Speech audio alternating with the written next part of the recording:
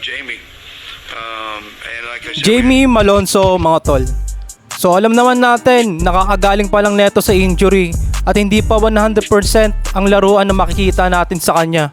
Sa nakakatanda, sa huling injury nga neto sa North Perth din, ang kalaban nila nun, huling injury niya, nagsuffer nga siya doon ng calf injury. Halos ilang weeks din siyang nawala. Ngayon alam na natin, kinukuha pa ni Jamie Malonzo ang momentum nito. Lalo na't marami na siyang nakakaagaw sa pwesto. Lalo na't nandyan si Holt. At ngayong nagbabalik din, nakakagaling lang din sa malalang injury na si Jeremiah Gray. Sa last game ni Jamie kontra Token Tex, nakapagtala nga siya doon ng 6 points. Sa 15 minutes siya na paglalaro. Kontra naman Bolts sa first round ng PBA playoffs, malalang wala siyang na-score miski isang puntos, mga tol. Pero ngayon pumasok ang Ginebra sa PBA playoffs, mga tol. Unti-unti nga nakakuha ni Jamie Malonzo ang kanyang laruan.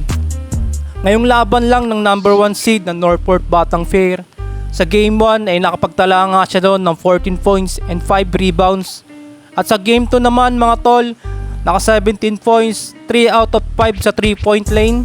At syempre sa game 3 ng NB, ito na siguro yung JB Malonzo na nakita natin before siya magkaroon ng injury. Dahil sa game 3, nakapagtala nga siya doon ng 25 points and 8 rebounds. At siya din nating nanghal na best player of the game.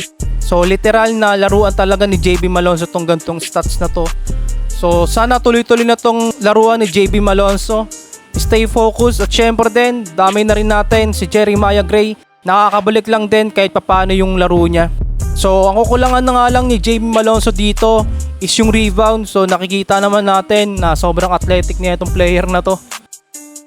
So natatandaan nyo, tatalo nga yung Barangay Ginebra laban sa Token Tex, nakaraang commissioner. So ito yung naging kawalan ng Ginebra noon kasi nga nawala nga si Jamie Malonzo. So ito yung pinakakailangan nila sa nababantay din sana kay Jefferson. So tingin nyo, makakabawi pa kaya ang Northport Batang Fair dito o mapupunta na ulit ang Barangay Ginebra sa finals, no? Malamang sa malamang Token Tex at Barangay Ginebra ang maglalaban sa finals na ito. Kaso sa kabilang banda naman, kung Token Tex naman ang manalo kontra Rain or Shine, mga tol, wala nga ang point guard nila na si Jason Castro dito. So makikita natin, parehas natin makikita kung ano yung kahinaan ng dalawa. Kung magtapat ang Barangay Ginebra at Token Tex, so hindi naman din magpapatalo ang Northport Batang Fair kalaban ng Ginebra at hindi rin magpapatalo ang Rain or Shine kalaban naman ng Token Tex. So mga tol, good luck na lang sa playoffs, mga boss, no? Team match na naman to kung sakaling magtapat ang Token Tex versus Barangay Ginebra.